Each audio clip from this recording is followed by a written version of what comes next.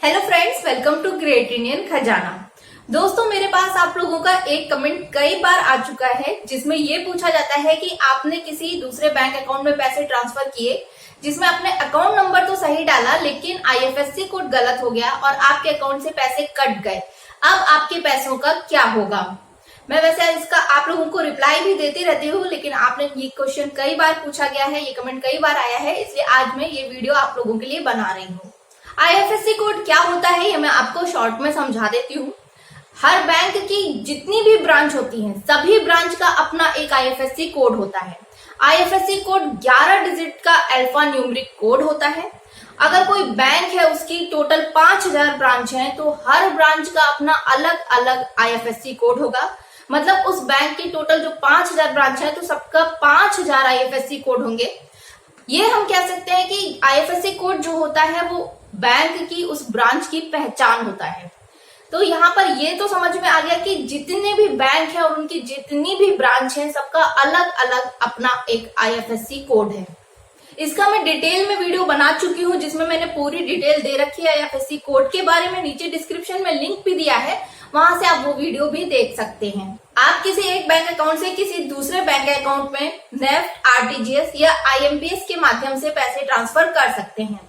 इसके आपके पास दो ऑप्शन होते हैं, या तो आप खुद अपने आप डिजिटल बैंकिंग के द्वारा अपने नेट बैंकिंग से या मोबाइल बैंकिंग से पैसे ट्रांसफर करते हैं, या फिर आप अपने बैंक में जाकर के वहां से अपने पैसे ट्रांसफर करते हैं। तो पहला ऑप्शन जो है डिजिटल बैंकिंग का, जिसमें आप नेट बैंकिंग, मोबाइल बैंकिंग का इस्तेमाल करते हैं, तो उसमें जब आप नेफ्ट, आरटीजीएस या आईएमपीएस करते हैं तो सबसे पहले आपको अपना बेनिफिशियरी ऐड करना होता है। बेनिफिशियरी ऐड करने में आपको जिसके अकाउंट में पैसे ट्रांसफर करने हैं आपको उसका नाम, उसका अकाउंट नंबर और आईएफएससी कोड ऐड करना होता है। तो अगर आप यहाँ पर आईएफएससी कोड गलत डालते हैं तो वो सिस्टम एक्सेप्ट ही नहीं करता है। जब आप ओके या सबमिट पर क्लिक करते हैं तो वहां पर मैसेज आ जाता है आईएफएससी कोड इज रॉन्ग, मतलब आपका बेनिफिशियरी ऐड ही नहीं होता है। तो यहाँ पर आईएफएससी कोड गलत होने का कोई सवाल ही नहीं उठता। दूसरा, अगर आप बैंक में जाकर के पैसे ट्रांसफर कराते हैं तो वहां पर आपको एक फॉर्म भरना होता है नेफ्ट और आरटीजीएस का, जिसमें आप जिसके अकाउंट में पैसे भेजने हैं उसका नाम, अकाउंट नंबर और आईएफएससी कोड, ये सारी डिटेल आप भर के देते हैं। अगर वहां पर आप आईएफएससी कोड गलत भर देते हैं तो जो आप अपने फॉर्म में डिटेल भरते हैं बैंक में वही डिटेल सिस्टम में एंट्री की जाती है। तो अगर आपने आईएफएससी कोड गलत भर के दिया है तो सिस्टम उसको एक्सेप्ट नहीं करता है और आपका जो फॉर्म है आपको वापस कर दिया जाएगा कि इसमें आईएफएससी कोड गलत है। तो यहाँ पर आईएफएससी कोड गलत एंट्री होने का कोई सवाल ही नहीं उठता। तो यहाँ पर अब सवाल आता है कि आपका आईएफएससी कोड गलत कैसे हो गया?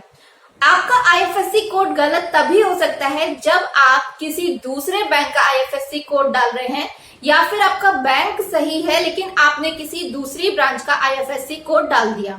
मतलब आपको जिस अकाउंट में पैसे भेजने हैं और वो अकाउंट जिस बैंक की जिस ब्रांच का है उसके बदले आपने किसी दूसरी ब्रांच का आईएफएससी कोड डाल दिया है, या फिर आपने किसी दूसरे बैंक का आईएफएससी कोड डाल दिया है। मतलब वो आईएफएससी कोड एग्जिस्ट कर रहा है, मतलब वो किसी ना किसी बैंक की ब्रांच का आईएफएससी कोड है, लेकिन वो उस ब्रांच का आईएफएससी कोड नहीं है जिसमें आपको पैसे ट्रांसफर करने हैं, जिसका आपने अकाउंट नंबर डाला है। तो अगर आप गलत आईएफएससी कोड एंटर कर देते हैं, मतलब किसी दूसरे बैंक का या किसी दूसरी ब्रांच का आईएफएससी कोड डाल देते हैं और आपके अकाउंट से पैसा कट जाता है, तो वो पैसा उस दूसरे अकाउंट में नहीं जाता है, क्योंकि आपने जो आईएफएससी कोड डाला है वो किसी दूसरी ब्रांच का है। उस ब्रांच में वो अकाउंट नंबर मैच नहीं कर सकता है, क्योंकि जो अकाउंट नंबर भी होते हैं वो भी हर बैंक के अलग अलग होते हैं। किसी बैंक के 10 डिजिट के, किसी बैंक का 12 डिजिट का, तो सबके अपने अलग अलग अकाउंट नंबर होते हैं। दूसरा, अगर बैंक सेम है और ब्रांच उसकी अलग अलग है तो ब्रांच के भी अलग अलग अकाउंट नंबर होते हैं। डिजिट सेम रहेंगी लेकिन उनके जो अकाउंट नंबर की स्टार्टिंग होती है वो भी अलग अलग होती है, वो कुछ ब्रांच कोड के हिसाब से होती है। तो ये हम कह सकते हैं कि जो अकाउंट नंबर होता है वो भी सबका अपना यूनिक ही होता है। ऐसा बहुत ही रेयर केस होगा, 1% चांस है, या फिर ये कहिए कि ऐसी कोई चांस ही नहीं है कि दो अकाउंट नंबर सेम हो, एक जैसे हो। यहाँ पर आपने जो अकाउंट नंबर डाला और अगर आपने आईएफएससी कोड डाला तो जाहिर सी बात है वो आपने किसी दूसरे बैंक का डाला है या किसी दूसरी ब्रांच का आईएफएससी कोड डाला है। तो वो अकाउंट नंबर उस आईएफएससी कोड से मैच नहीं करेगा। मतलब उस आईएफएससी कोड, जिस ब्रांच का वो आईएफएससी कोड है, वहां पर ऐसा कोई अकाउंट नंबर नहीं होगा। तो इस कंडीशन में वो पैसा उस अकाउंट में नहीं जाएगा। अब अगर आपके अकाउंट से पैसा कट गया है और उस अकाउंट में भी पैसा नहीं जाएगा, तो उसका क्या होता है, वो पैसा रिवर्स होकर के वापस आपके अकाउंट में ही आ जाता है। अब आने में कितना टाइम लगता है, तो ये पैसा 90% केसेस में अगर देखा गया है तो ये पैसा 2 से 6 घंटे के अंदर अंदर अकाउंट में वापस आ जाता है। सेम डे, उसी दिन 2 से 6 घंटे के अंदर। लेकिन कुछ केस ऐसे भी होते हैं जिसमें कुछ डिले हो जाता है, तो मैक्सिमम 48 आवर्स लगते हैं, यानी 2 दिन होते हैं और पैसा आपके अकाउंट में वापस आ जाता है। लेकिन फिर भी, जो कि बहुत रेयर है, ऐसा नहीं होता है, जनरली तो ऐसा नहीं होता है, लेकिन फिर भी कुछ रेयर केस है, अगर आपका पैसा वापस नहीं मिला है, नहीं आया है, तो इसके लिए आप तुरंत अपने ब्रांच में कांटेक्ट करिए। तुरंत नहीं, 48 आवर्स पहले वेट करिए, उसके बाद आपको अपने ब्रांच में कांटेक्ट करना है। वहां पर आपको अपनी कंप्लेन दर्ज करानी होगी, या जो कस्टमर केयर नंबर है वहां पर कॉल करके अपनी कंप्लेन आपको दर्ज करानी होगी। आपको आपका पैसा वापस मिल जाएगा। उम्मीद है कि जो कमेंट आप लोगों ने पूछा था उसका रिप्लाई आप लोगों को मिल गया होगा।